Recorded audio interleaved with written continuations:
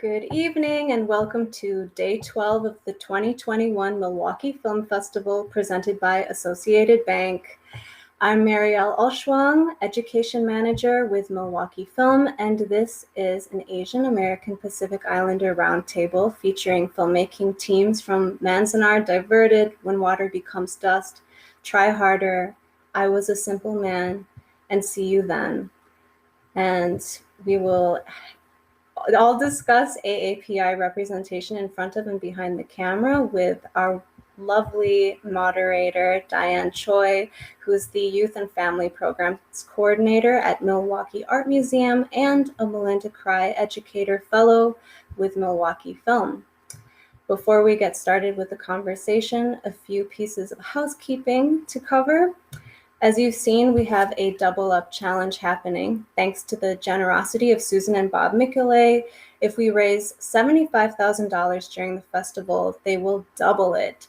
So text Double Up to 44321 or go to mkefilm.org/donate to donate. Or you can also go to mkefilm.org/members to become a member and help us meet our goal. Milwaukee Film couldn't do what we do during the festival as well as throughout the year without the support of our members. Members get access to free films throughout the year, discounts on tickets, passes, and more. Plus, our members keep the nonprofit Milwaukee Film going. And if that sounds appealing to you, you should join us. If you are already a member, thank you so much, and thank you for helping us spread the word. To see our full slate of events and films, you can go to mkefilm.org/MFF. And remember, wherever you're watching this panel, drop your questions and comments in the chat or comment section, and we'll pull them into our conversation. So that's that, and we can get started. I'm so pleased to bring on our moderator, Diane Choi. Thank you, Marielle. I'm so excited to be here. Thank you so much, Milwaukee Film, for having me. And I just want to wish everyone a happy AAPI Heritage Month. May is when we celebrate Asian American and Pacific Islanders. I'm wearing my old school Angry Asian Man t-shirt in celebration. And before we get started, I just wanted to, in honor of AAPI Heritage Month, drop a couple links in the chat for you all to check out. Holla Back is an org that does bystander training. Unfortunately, as everyone watching this knows, there's been a lot of hate crimes committed against Asian Americans. Holla Back does training to help you, if you're nearby one, to know exactly what to do to arm you with the skills and the knowledge of how to proceed. Another link I wanted to drop for those of you who are local, Elevation Wisconsin is a local AAPI group, and they're starting the first ever Asian Restaurant Week, which is next week. If you click on that link, there's lots of delicious, wonderful Asian-owned restaurants that you can check out, many of which I love. A bunch I'm going to check out that I have not been to yet. Also going to drop in a GoFundMe for the Support AAPI Community Fund. This is a big fundraiser for, again, supporting Asian Americans who've been the victim of hate crimes and who need other assistance. And then finally, if you're interested in Asian Americans making movies and in media, CAM is another is an organization that supports Asian American and Pacific Islanders in the arts. They actually are also having a festival right now. So obviously you want to watch all your Milwaukee Film Festival movies first. Their festival goes through the 23rd. So after you've seen everything you can through this Thursday, you can check out CAM. Thank you for indulging me. I hope you check out those links. And what we're going to be doing tonight is we're going to be talking to the filmmakers for each of the 4 films that Marielle mentioned. And then we're all going to get together at the end and do a little group questioning together as well. First up, I would love to bring up the filmmakers from Try Harder, Debbie Lum and Jin Yu Kim. As they're coming on, I'll just tell you Try Harder is a documentary Hello. About Lowell High School in San Francisco. It is extremely stressful for someone like me where it hits a little close to home. It's extremely high achieving, very full of SAT studying, AP tests, highly competitive, largely Asian American student body. And I would love to tell you a little more about our panelists. Pardon me while I do a little reading. Debbie Lum is an award-winning filmmaker based in San Francisco, California, whose projects give voice to the Asian American experience and other unsung stories. Try Harder, her documentary about San Francisco's iconic Lowell High School, premiered at the 2021 Sundance Film Festival and U.S. Documentary Competition. Her previous documentary, Seek an Asian Female, premiered at South by Southwest in Doc Competition. It was a fan favorite on PBS's Independent Lens, won many awards such as Best of Fest at Silver Docs, Outstanding Director for LA Pacific Film Festival, and was featured in This American Life. I'll also just add really quickly, Debbie, I am obsessed with that documentary. I saw it, I think you were at the Asian American International Film Festival in New York years ago. I heard you speak, and I still talk about that documentary. It's so good. Sorry, back to back to the bio, all your wonderful things. For many years, Debbie worked as a documentary editor and notable AAPI filmmakers like Spencer Nakasako, S. Leo Chiang, and Deanne Borsche-Liam. Her editing credits include AKA Don Bonus, winner National Emmy, Kelly Loves Tony, nominee IDA Best Documentary, and To You, Sweetheart, Aloha. Currently with Impact producer Jin Yu Kim, who I'm about to introduce, she and her team have launched an impact campaign for Try Harder to recenter students at the heart of the college admissions journey in order to promote wellness, family connection, and DEI in high school. Thank you for being here, Debbie. And joining her is Jin Yu Kim. She's a Korean Bolivian American filmmaker currently producing Manzanar Diverted, When Water Becomes Dust, which we'll be discussing a little bit later. Jin will be doing double duty tonight. She's also impact producing Try Harder, a feature documentary directed by Debbie Lum, which premiered at Sundance Film Festival in 2021. She just came off a CNN film short film project where she served as the casting director. Jin co-produced A Woman's Work, The NFL's Cheerleader Problem, and K-Town 92. Jin served as the digital engagement impact producer for Waking Dream and was the LA theatrical impact producer for Blowing Up. She was most recently directed a 2-minute short as part of the ADOC Asian American COVID Stories called Spam Fight about an Asian American woman who cooks spam during shelter in place, despite her live-in vegetarian's boyfriend disgust. She is currently developing her first food docuseries, co-writing a feature comedy, and developing a feature documentary about spam. She is a 2020-2021 Sundance Creative Producers Fellow, a 2020 Film Independent by CNN Original Docuseries Intensive Fellow, a 2020 Film Independent Doc Lab Fellow, and was a 2017 Firelight Media Impact Producing Fellow. She received her MFA in Film and TV Production from USC and a BA in Psychology and Cinema and Media Studies from Wellesley College. My God, you all have accomplished so much. Oh, thank you so much for being here. We're so excited to speak with you. And yes, so I'd love to jump into Try Harder. So Debbie, you're from San Francisco. Can you tell us what your connection was to Lowell? Did you attend Lowell? I am not from San Francisco. I live here now, but I'm actually a Midwesterner, just like all the folks here watching at the festival. I'm from St. Louis, Missouri. And I was a transplant. I'd heard about Lowell High School, and it was just so different from the high school that I grew up going to a long time ago in a different era when high school was, a little less, a lot less pressurized, and in St. Louis, much less Asian. Yeah. So you're in San Francisco now. Did you have a connection with the high school that led you to want to kind of explore it further? Well, only that when you arrive in San Francisco, if you're not from there, if you're from there, you've heard of it. The minute you get there, it's the most famous public high school in the area. It's like the top ranked high school. And, everyone in the city is so much in the fabric of the city, people who have gone to Lowell. And then I think it's always been that high school because it's been the kind of college prep public high school where, you can get an excellent academic education for free. Just for the longest time, it was the oldest high school west of the Mississippi, the oldest public high school west of the Mississippi. And what happened was I was actually researching a different project that focused on tiger mothers the stereotype of the Asian American mom who like some of us have had them as Or children. are one. Jen and I are both parents, and you know, from a first parent's perspective, I was trying to understand the whole college admissions frenzy that's gripped the nation, and Lowell High School was going to be one chapter in that story. And then I just I met the students at Lowell High School, totally fell in love with them, and decided to tell their story.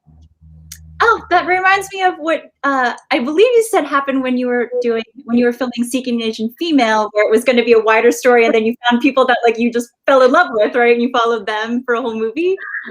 How do you remember that? Or else it's just like a sign that I really love that movie. When I make you film. Oh, that's so cool. I love that you just follow where your interest is. That's really amazing to hear. Well, documentaries are always a process of discovery. You know, you never know what the story is going to be when you start out. And it's like you have to be able to just be flexible and go for what's the really great story out there. So I love hearing that. Thank you for sharing. Jen, you've already mentioned you're a mom yourself. You're also on the West Coast. You're in LA, and you, like Debbie, are also a transplant. I'm sorry, again, I got that wrong. Could you talk a little bit about the Asian American community, specifically on the West Coast, and then maybe how you're feeling raising a child yourself on the West Coast? Perhaps not in quite as intense an environment as Lowell, but I'm not sure.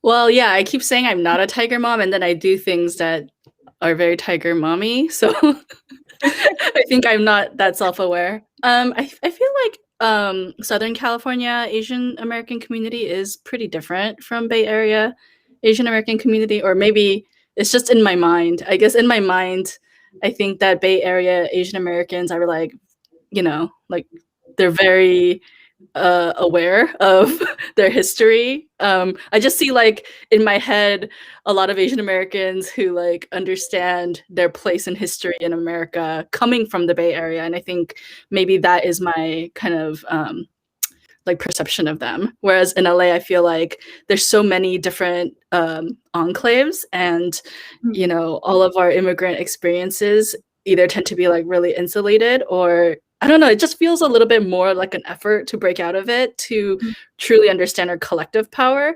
But you know, maybe I'm wrong. Maybe it's actually that hard everywhere.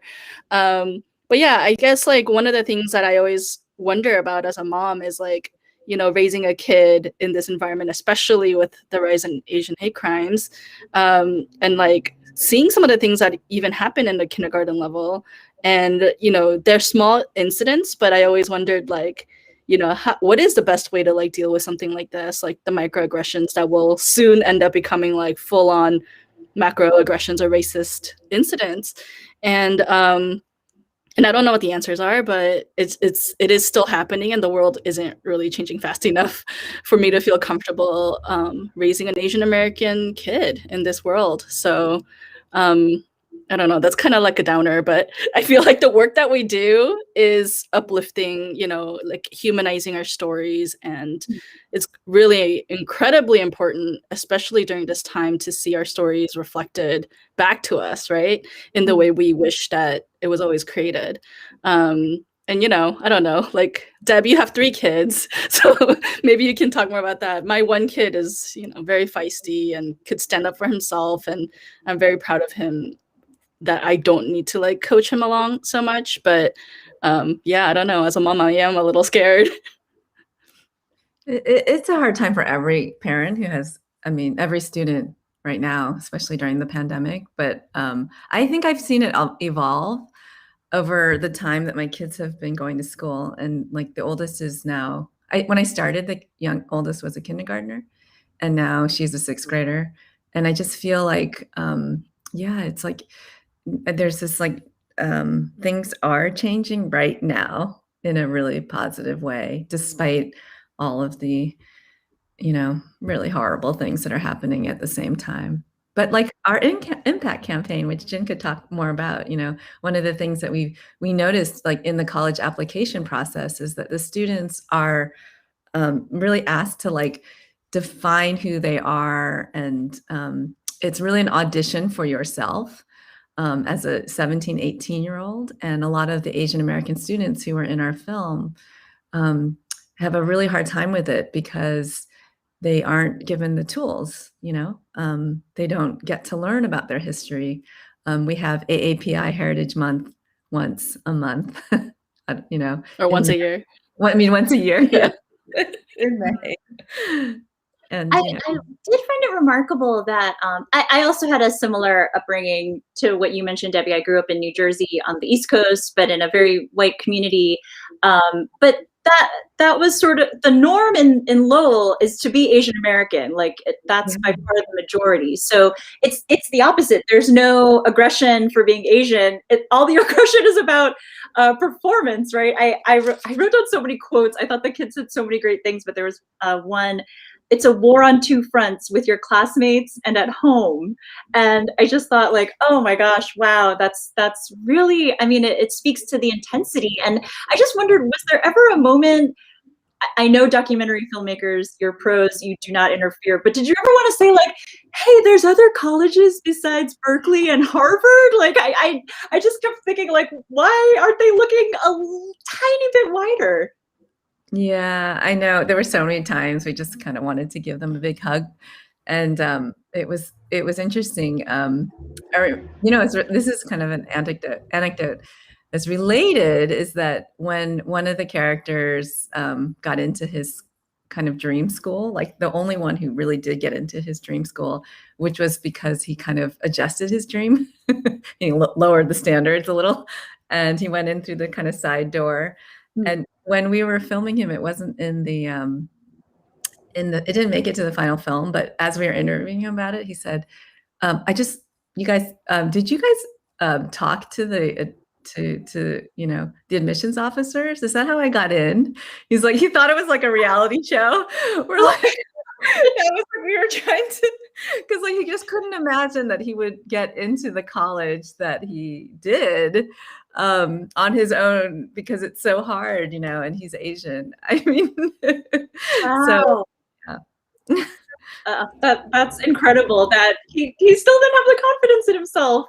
Oh, well, I'm so sorry to say that we need to wrap up our conversation, but Jen, I did want to give you a chance to tell us a little bit about the impact campaign that Debbie mentioned. Will you talk to us a little bit about that? Yeah, sure. So, as you're watching Try Harder, it is very lighthearted and fun, but it could also be slightly re-triggering, I guess, or like traumatizing for people who have gone through high school, which most people beyond the age of high school have.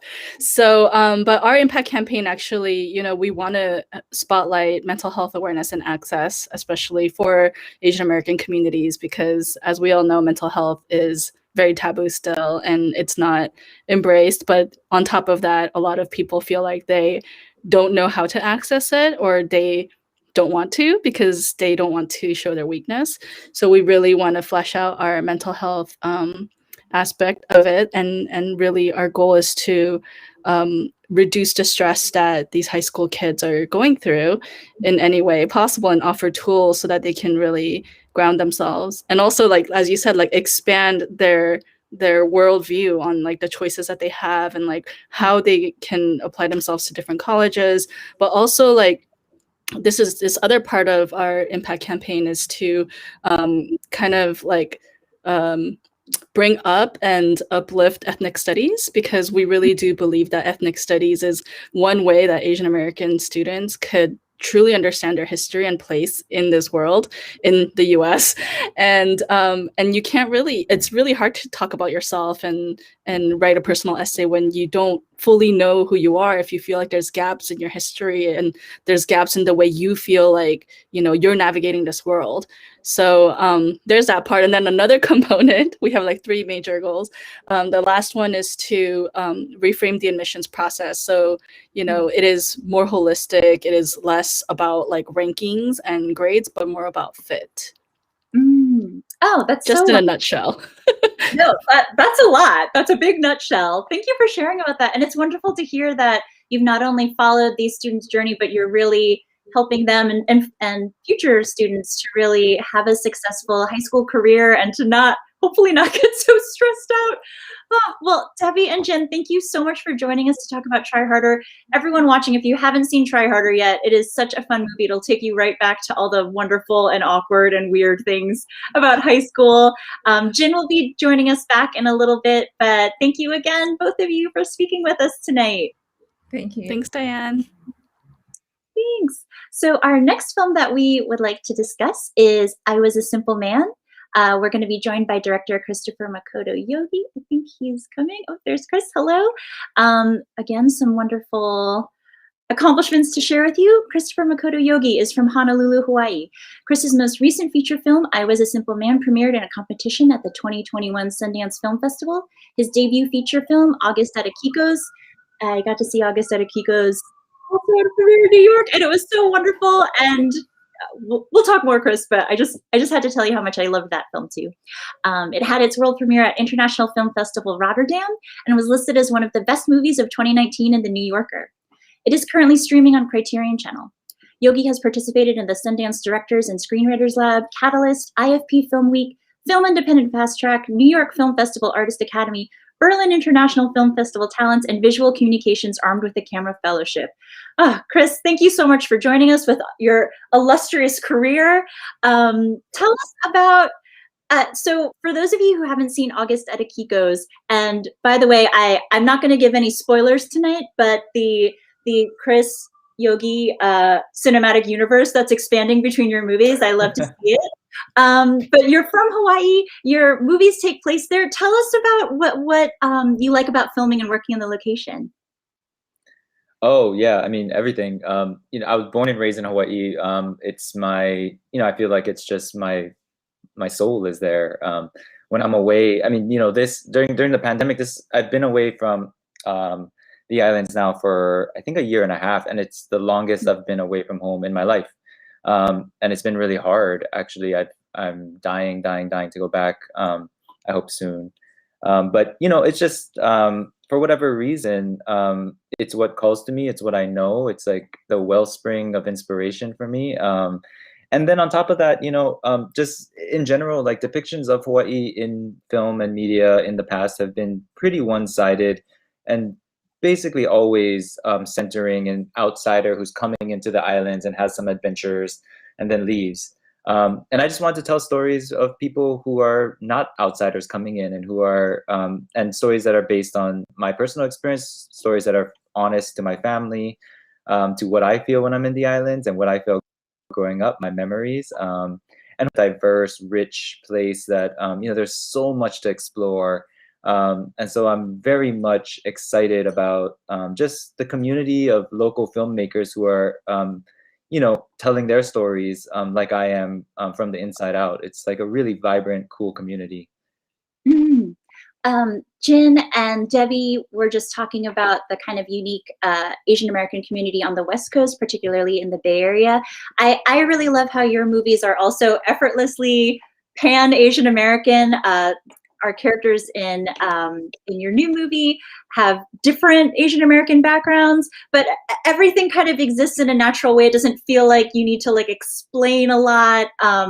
You just kind of get it as you go along. Could you speak a little bit about what you feel about the Asian American experience in Hawaii particularly? Yeah, of course. I mean, you know, it's really complicated. So I'm fifth generation. My great grandpa landed on the Big Island of Hawaii to work on the sugar plantations in like 1904, 05, around there. And so I've, you know, my roots go back over a century. And definitely growing up in Hawaii was, I think, a very specific and very, it's interesting that I grew up as a majority in a place. Like, you know, like I went to a high school, which was majority Asian. And then moving to California, I went to grad school in LA. I also went to USC, like Jin. You know, I had to like almost like confront the fact that I was no longer a majority, and it was kind of an interesting shock. And it was almost like I had to learn what it meant to be Asian American. Does that make sense? Like I didn't really understand what it meant, and like I would meet other folks who like say grew up in LA, and I would always think like, why are these guys so angry all the time? They're so angry at everything. but now that I've sort of learned and educated myself over the years, like I get it, like I understand the history, I understand where folks are coming from. There's a lot of pain, but yet there's a lot of joy. But yeah, that transition to me was very interesting. And then in Hawaii, it's interesting as well because, Asians have done quite well for themselves, and I think at the expense of the native population. And so there is a sense that in Hawaii, while I was the majority, I'm an Asian settler, and I have to sort of always remember that, that just because I'm Asian doesn't mean that I'm always going to be, like I'm not always going to be there. There's ways in which people who are minorities can also abuse power, right? And you have to always be aware of that. I think in Hawaii, it's very stark. Yeah, Asians, especially East Asian Americans, have done quite well for themselves, Definitely. And I appreciate that you brought up Asian Americans on the mainland perhaps having more anger as opposed to those of you who grew up in Hawaii. No, I think that's right. I think, we just grew up with different, different strife, different things against us. It also just makes me think of the difference between August at Akiko's and I Was a Simple Man.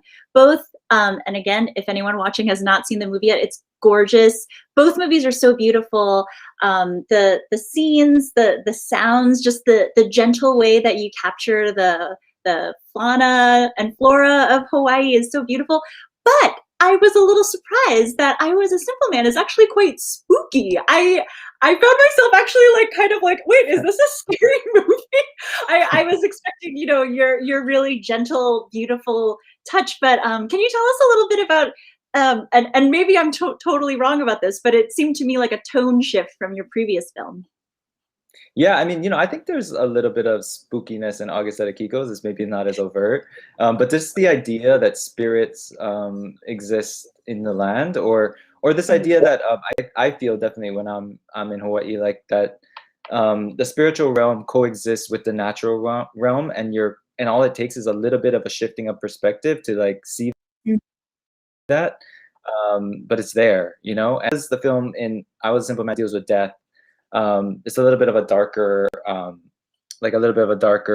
film. I think the spiritual realm has a more ominous, a little bit more scary feeling that I think mirrors Masao, our main character, and his journey toward his own death and in confronting his own mortality. So trying to sort of toe that line a little bit, not going full on horror or not going full on in that direction, but really hinting at it in a way that's subtle and yet I think intriguing and hopefully beautiful. Absolutely. And I just also want to add, if anyone else is a little nervous about scary movies like me, this is not a scary movie. It's turned that way a little bit. And I thought, oh no, but it's not scary. It is, as Akiko was as well, it's very reflective. And I really liked the way you showed how Masao was kind of reflecting back on the choices he'd made in his life and the choices that were made that, affected him. Some of those were painful for others. Could you talk a little bit about that, perhaps, and since you wrote the script as well, and how you built the story of how he would look back from the vantage point of being at the end of his life? It was all based on my personal experience of being in the room with my family members who are passing away, and when I think back on witnessing, being privileged to witness that sort of someone passing over. I can see the way in which time conflates. I can see the way in which, for example, my grandfather was, when he was on his deathbed, he was speaking to people who weren't there. He was saying phrases in Japanese that I didn't understand who he was speaking to. At one point, he mistook me for my father, and he started talking to me as if I was my dad, his son. But my dad had already passed away at that point. So it was very much he was definitely seeing things like time traveling in a way that I couldn't. I wasn't privileged to, and so I kind of tried to use cinema as such a beautiful medium, in that you can sort of do these sort of dreamlike representations, surrealism, magical realism, and so I just wanted to use cinema to sort of explore maybe what he would have been going through in his head, you know, and the way it touches on time, and he slowly goes further and further back into his life as he gets closer and closer to the end. Well, Chris, I'm so sorry to hear about the loss that you've had in your own family, but I thank you so much for bringing your experiences to such a beautiful film. Again, if you have not watched I Was a Simple Man yet, it is an absolute must-see. And Chris, we're going to bring you and the rest of the filmmakers back at the end, but thank you so much for speaking with us tonight about your new film. Yeah, thank you, Diane. Thanks. All right, our next wonderful filmmakers will be discussing their documentary, Manzanar Diverted. So Anne Caneco, who is the director, and our old friend Jin will be returning. I would love to tell you a little bit about them. Independent filmmaker Anne Caneco is known for her personal films that weave her intimate aesthetic with the complex intricacies of political reality. She poetically probes the intersection where power impacts the personal.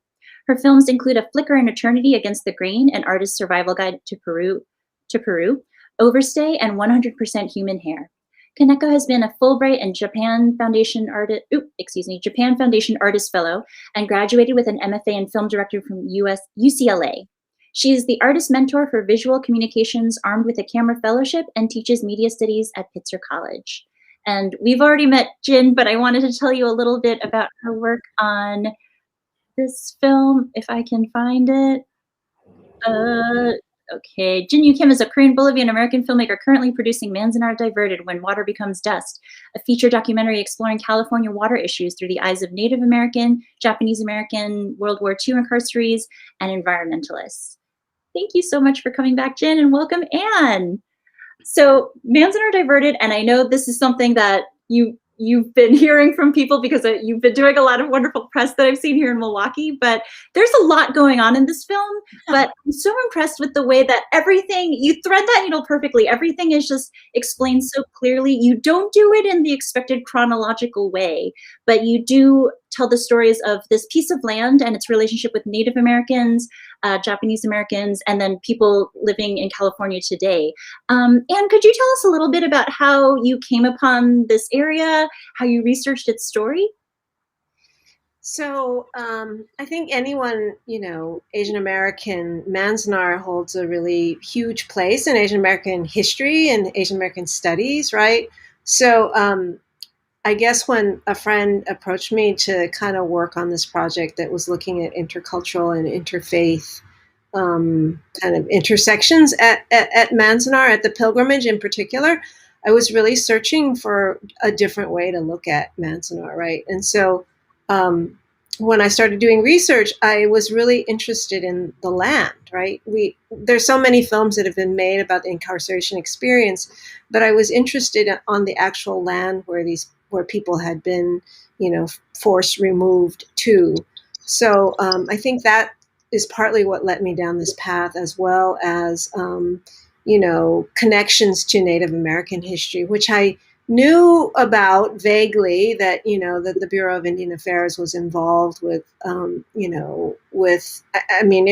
it clearly was the precedence for the War Relocation Authority, the WRA, in the way that they approached this mass incarceration of a people. And so I think it's those threads that, I realized came together in this place, and especially also the story of water in Los Angeles. Having grown up in Los Angeles, my grandparents came here, immigrated here, and, vaguely knowing that LA was, that our water that came from the Sierras in the north. But then I realized, oh my God, of course, it's Manzanar is part of that land. That's where we get our water from.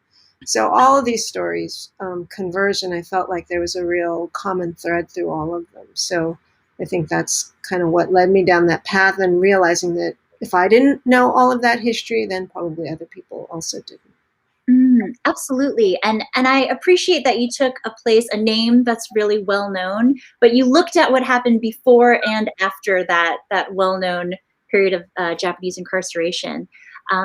Jin, I realized that I asked you previously about impact producing, but I didn't really let you talk about what impact producing is.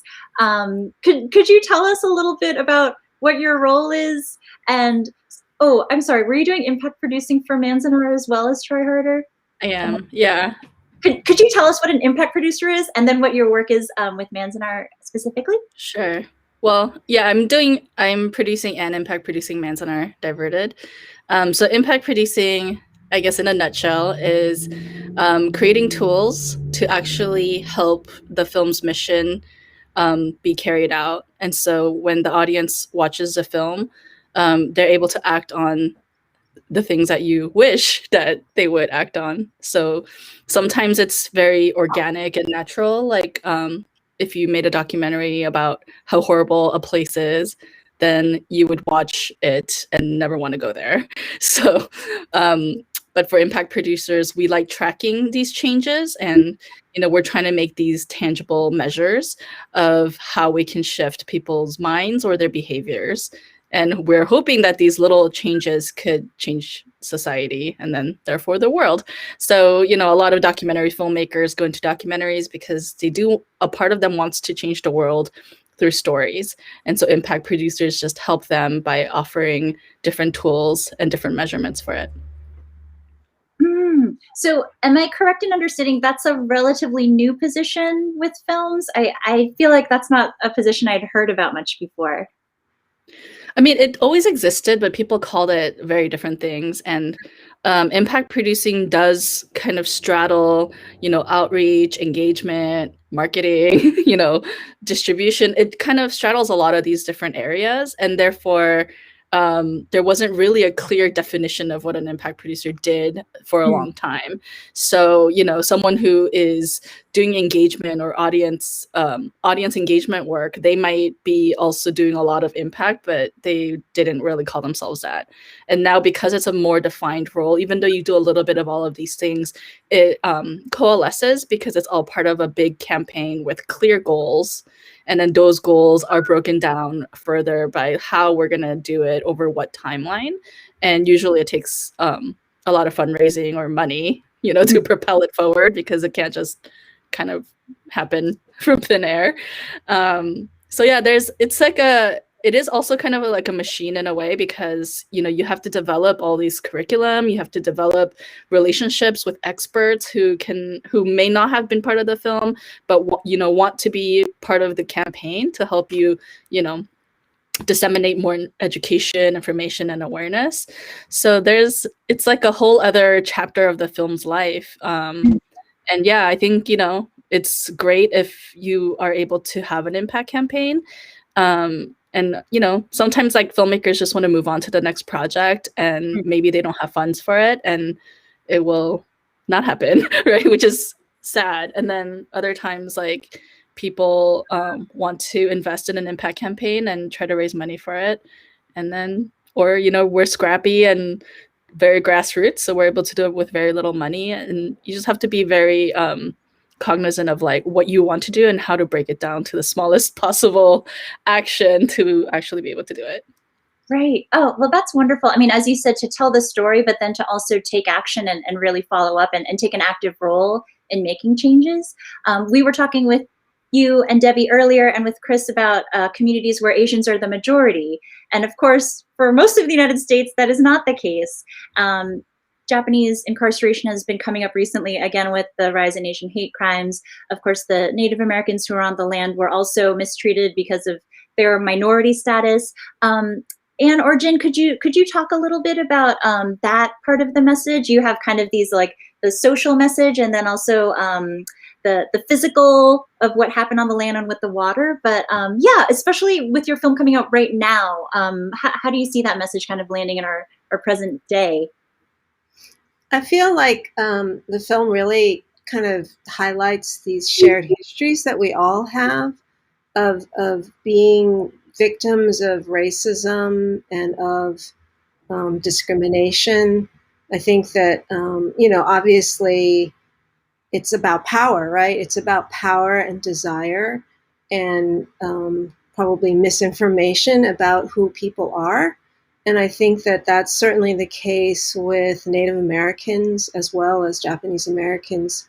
I think, maybe people don't sort of associate what's happening now with what incarceration, what with the experience of incarceration, but it's really the same kind of fear and the same kind of hysteria that surrounds the community now as what surrounded the community during, before World War II, when Asian Americans, and in this instance, particularly Japanese Americans, were really targeted. But I think that, hopefully this film, I always feel like it's not just one community. All of us, are experiencing these kinds of basis for difference, for dividing people based on difference, right?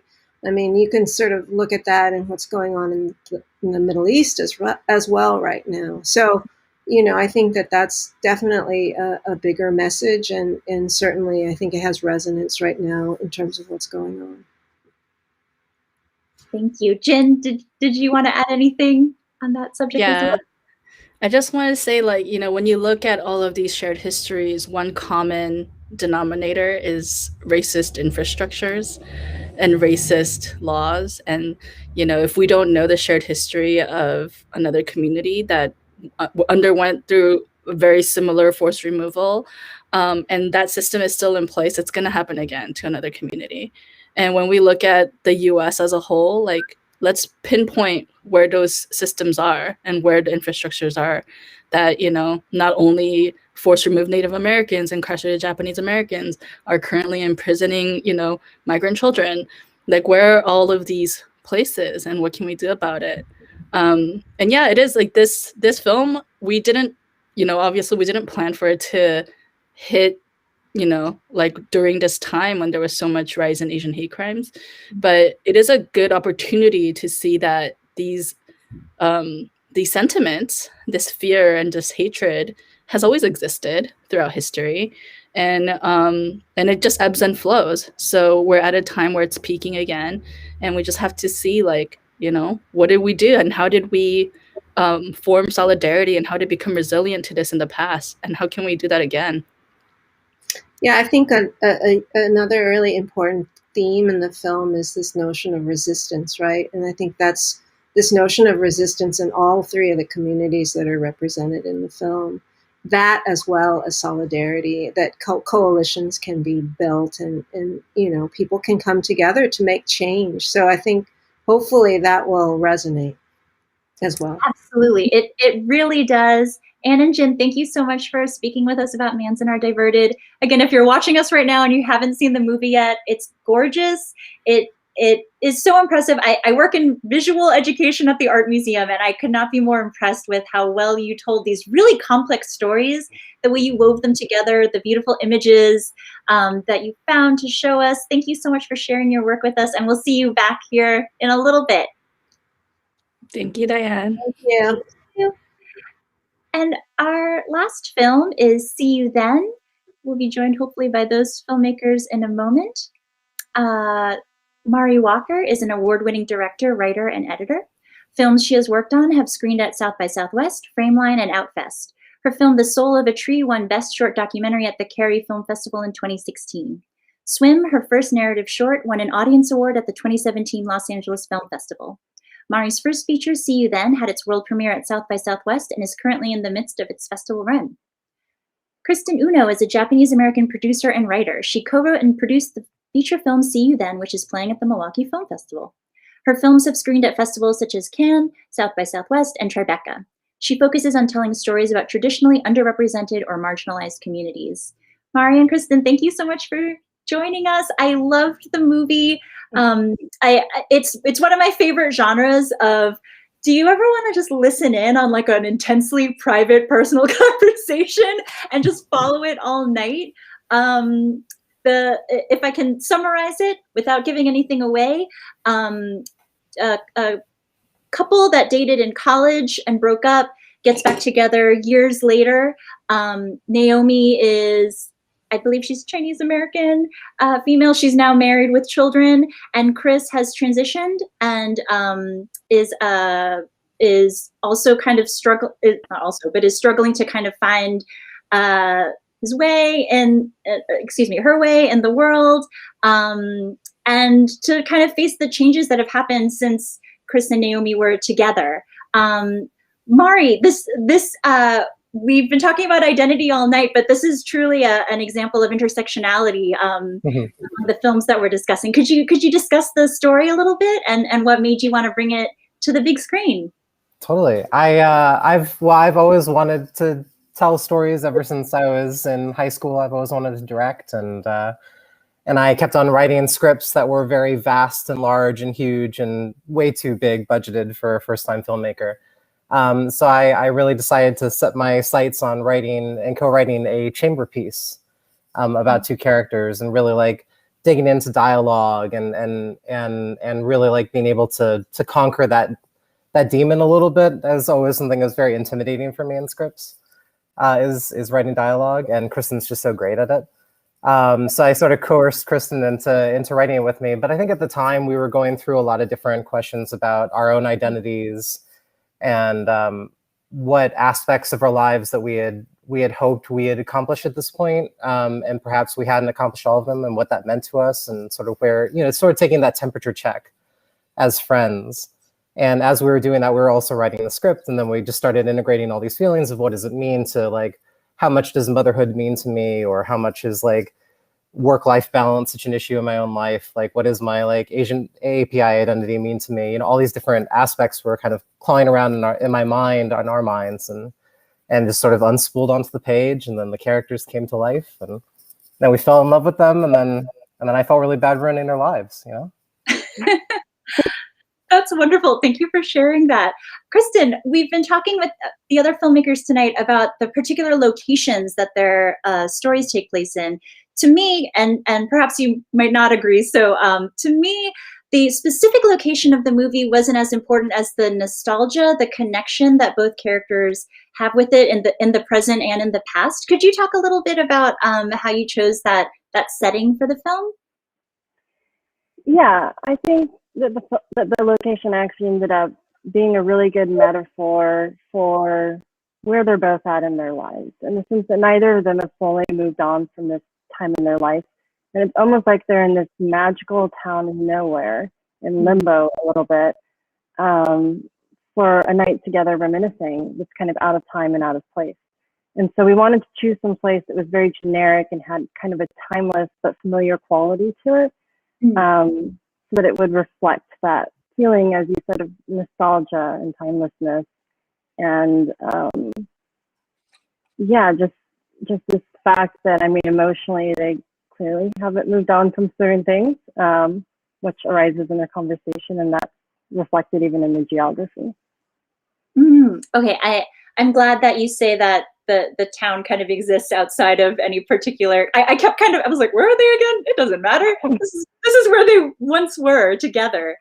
I took so many notes watching this too. Can you tell why Try Harder like really resonated with me? There was one quote from Naomi early on in the movie when they first meet, and she's kind of still getting over her surprise at seeing Chris, and she says, "You're a testament to how much people can change." And I mean, that is a true statement for any of us, right? Especially 10 years out from graduating from college, like everyone's a totally different person, but both characters have changed so much in many different ways since they knew each other in college. Could you talk a little bit about what you were thinking about, Mari, with just what happens over time, what happens with people, and what happens with how you feel about yourself as well?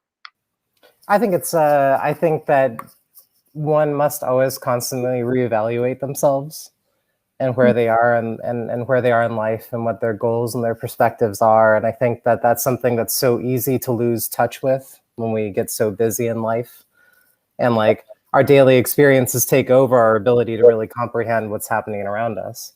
And sometimes we can really get lost in those spaces. And I think particularly being trans, I really identified with that because, there's so many times in life where you just lose perspective of who you are, and you try to be somebody else that other people want you to be. And I think that with Any Hope, like at the end of the film, it's heavy, but it's bittersweet. But it's this idea of, you know, there is an ability to move forward and move past these things and be able to find oneself and not necessarily be tethered to these things that used to sort of self-sabotage oneself, if that makes sense. Yeah, absolutely. One thing I also really appreciated about the film was how open and honest Chris was about her transition. And, you know, I mean, I think she talks about a lot of things that many cis people like myself might be a little nervous to even ask our trans friends. I wondered what you were both thinking as you were putting the story together of what you wanted to share of that experience and how painful it was as well. Even Naomi kind of plays perhaps the audience role of like, oh, well, you know, you just did this thing and like it was a choice you made, and Chris has to very much say like, no, it was not that, and it's not done either. It's ongoing, right? So could you both speak a little bit to how you decided what you wanted to share of Chris's story? I think that a lot of that was just genuine conversation. I mean, Kristen and I have known each other since the 5th grade. She's been with me all the way through my transition, and I tend to be very like loud and I just talk a lot, so I'm always like an open book when it comes to these sorts of things. Yeah, but I think that we both felt like it was important to express some of these ideas and these notions that are presented by these characters, because they're just not conversations that really haven't been said enough in cinema. So I think a lot of it was like, okay, well, what hasn't really been said or what hasn't been said enough and what could be reiterated? And that's sort of where we started building sort of those aspects out for Chris. On a personal note, you know, there are definitely like similarities between her character and I, but I think probably the closest was her description of that period of time after she had broken up with Naomi, before she had transitioned, and that sort of dark period is based a lot out of my own personal experiences. So a lot of that was tough to hear on set, you know, delivered by somebody as powerful as Puya is in her line deliveries and how powerful she is as a performer. And but it's also therapeutic. It's art therapy, right? And I know, and Kristen, you know, helped me every step of the way. I mean, my God, like I couldn't have done any of this without her. Yeah, I mean, I think we just wanted to make the conversation feel real and accessible. I think a lot of what we've seen before is like intellectualizing about the experience or focusing only on one small aspect of it. And we just wanted to give a more holistic and well-rounded kind of perspective on, you know, what this means for this woman and what it means for her life and her identity. And, you know, how it would express itself in a normal conversation with close friends. Well, I just want to say the conversation felt extremely natural. I mean, when they're having almost the comparison talk about like men with Asian fetishes, men with trans fetishes, and then, is it harder to be trans or a woman? I mean, you know, like again, the intersectionality and really the open discussion of what you're experiencing based on different aspects of your identity, not that you can really separate them out. I thought it was just so beautifully done.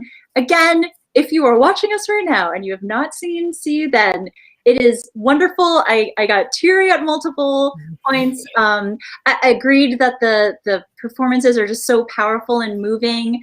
And I so appreciate Mari and Kristen, both of you coming to talk about your work. Thank you so much. Thank you. I would love having us. Oh, of course. I would love to have all the filmmakers back. We just have a little bit of time left in our hour.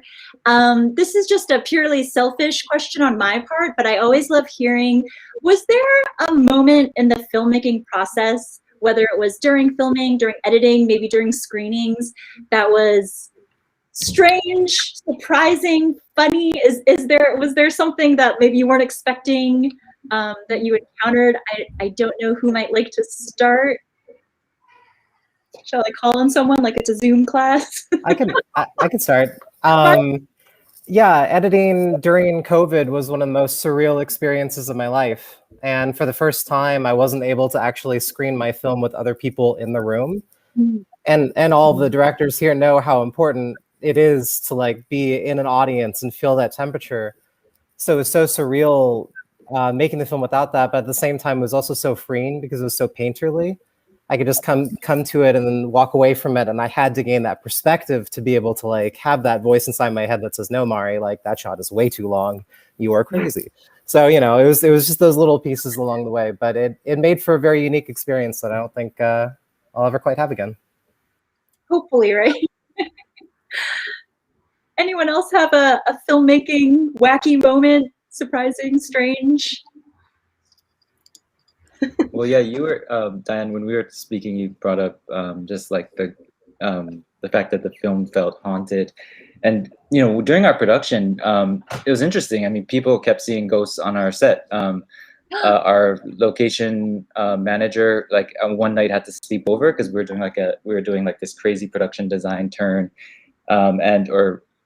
transformation, and so he had to watch the set, and he said he heard ghosts on our set. We're up in this like countryside North Shore, like very secluded, very, very powerful land, and people kept seeing people in the mirrors. Like it was weird. Like there was definitely some presences, but I feel like they were supportive in a way. It was like it really felt like there was some kind of spirit that was guiding the piece. And then one day in particular stands out to me, which was a day we had to shoot. So in the film, there's a bunch of scenes that take place near a huge tree in a park. We had one day to shoot this because our schedule was crazy and it's a way too ambitious film for our budget. And a hurricane was coming like that day, and we were like, "This is like we're screwed. The hurricane's gonna come. We're not gonna be able to like put up lights." We had this huge crane like thing like ready, and we not have to use it. And we were so scared the night before. I was so nervous, but for some reason, I have to say, like when we got there, it was rainy all day, and then when we got there, it was like quiet. Like all of a sudden, like the wind like stopped, and it was just quiet, like almost like weirdly quiet. Like almost like I would have liked more wind in that tree. Like I was like, it was weird. There's like no wind at all. And then we shot overnight because it's all night scenes. And then at like 5 a.m., I called cut on our last shot, and it like immediately started raining. It was insane. Like it was the weirdest experience. But something felt like it was like watching us. So thank you, spirits. Yeah, the ghosts for protecting us. Yeah. Oh my gosh, I love that. Thank you for sharing that, Chris. Kristen, any of our documentarians, anything you want to share with us? That was just an interesting. Chris, my dad is from Hawaii. And I totally know that there are spirits that are very much alive there that are always watching over you. I was trying to think about this for Try Harder. We filmed 300 hours of footage. We lived high school, myself and my producer Lou Nakasako.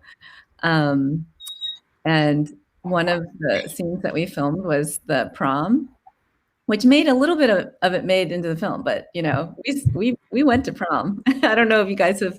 It was really painful back when we were all in high school, and it was quite a different experience for like a whole bunch of like super nerdy, high achieving, lots of Asian American kids. Like they came in these like beautiful ball gowns, and then like the girls actually just would take out trainers and switch from their stilettos into trainers so that they could dance during the night. I was like, that is so cool. Like I wish we could have done that in our day. And there was actually one kid, Lowell High School is this place where like people would say, it's a high school full of nerds. Some of us are ashamed of our nerd past, but like, I'm okay with it. And the nerds at Lowell, would say like you could love anything nerdy and academic and no one would throw you up against a locker and beat you up for it. And there was even a kid who came to the prom, and I'm so mad at myself that we didn't get to include him in it, but in the film. But he came with his date. He would come with every single dance with his date, who was like a life-size cardboard anime cutout. And he would come every single dance. And Ian, one of our main characters would say, And then there's Kwan. And like everyone accepts him. He's a totally cool kid here. So That's like when you would sarcastically say Did that, she like, change into her sneakers out of her stilettos halfway through the night as well? say that again? Did she change into her sneakers halfway through the night too? Did he have little sneakers to put on her? Yeah, that would have been too much. But he did introduce us to her, like, so. I feel like if the fictional movie filmmakers here, if you had written that into a script, someone would have said like, "Nah, that's too much." No one would actually do that, right? That's like Lawrence and the Real Girl, right? I love that. Thank you for sharing that, Debbie. Gosh, it's so hard to top all these stories. But I'll tell this story that Jen always tells about sort of production. But I have this. So, you know, when we're talking about ghosts and sort of people kind of looking after you in terms of production, right? I have this persimmon tree, which is very, very prolific. I have 2 persimmon trees. I live on my uncle's house in Los Angeles, and this area had a lot of Japanese Americans. So there are these persimmon trees. And so we get this like boatload of persimmons every year. And so I was like, I'm going to go to the valley and give these persimmons to everyone in the valley. And then also, you know, other people in LA. And so it became, you know, Jen was joking. It's like, oh my God, these persimmons have opened up so many really important interviews, you know, because it was like I'd run into like the founder of Tree People at the farmer's market and then give him some persimmons. And then he's like, oh yeah, of course, I'll do anything you want, you know. So it became like this way of, you know, everyone would be like, oh, when are you coming to bring your persimmons? So it became this like way. It took me up to the valley to give it out, and then it was like whenever I was up there, it would be like there would be these other things happening that it's like, oh, if I hadn't come to bring these persimmons, then I wouldn't know about these really important things happening. So it was sort of like these breadcrumbs that just sort of led us through production. And every fall, I mean, you know, it was like this symbol, especially I think there was another guy who was a water coordinator for the Big Pine tribe.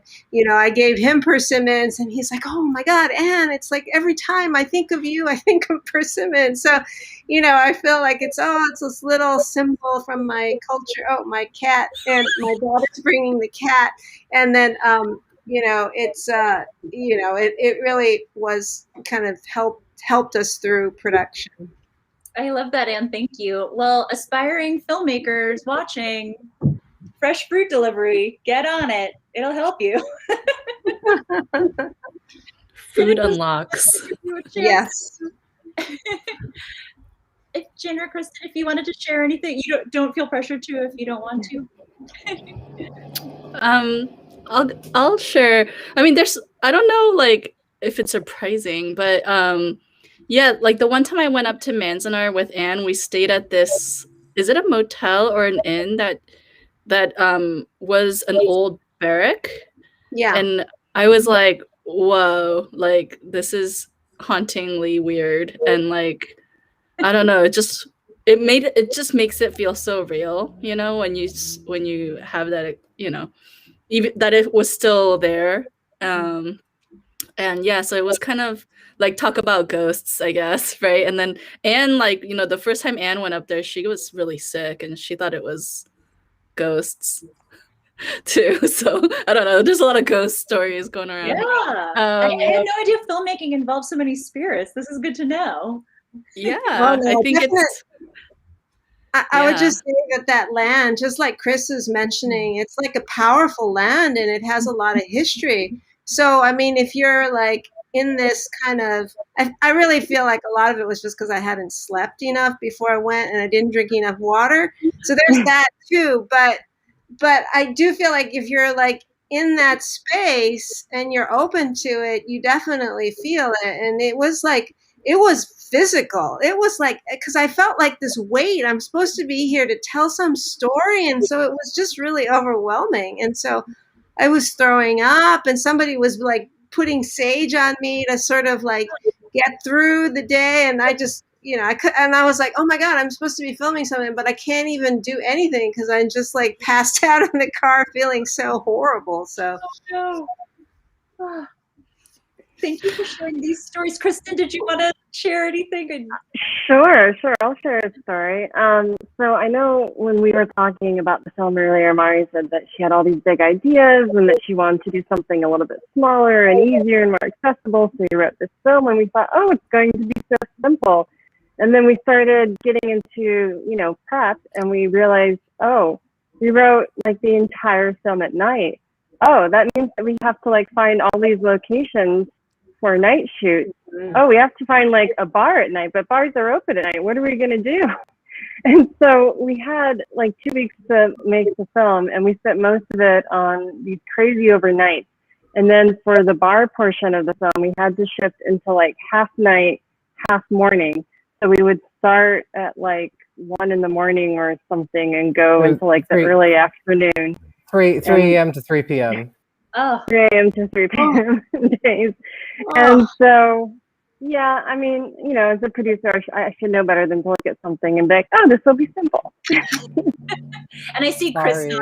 There's a lot of night scenes, and I Was a Simple Man as well. This is, as a viewer, you don't think about this, and that's a testament to how well you all do your jobs, because I never think about that. I'm just like, wow, what a great movie. Everything looks so good. I don't think about all those painful all-nighters that you had to pull to make it all look so good. Well, I cannot thank all of you enough. Everyone, if you have not watched any of these movies, or actually even if you have, watch them again. They're so wonderful. Thank you all so much for being here celebrating AAPI Heritage Month and the Milwaukee Film Festival with us. Thank you, thank you, thank you. I think Marielle is gonna come back and close us out for the night. Yes, yes. Oh my gosh. Thank you. Thank you so much. Thank you. Yeah, thank you for that conversation. I am overwhelmed with awe and gratitude, and I definitely plan on watching all of these films again. Yeah, thank you so much for this conversation, for your films, and for your ongoing work. It really means so much. So yes, everyone, please check out for the 5th time, you know, Try Harder, I Was a Simple Man, Manzanar Diverted, and See You Then, through the Milwaukee Film Festival, which you can find at mkefilm.org/MFF, and definitely help us with our double up and membership and all that good stuff. So thank you all so very much. Yay! Thank you. Yay, thank you.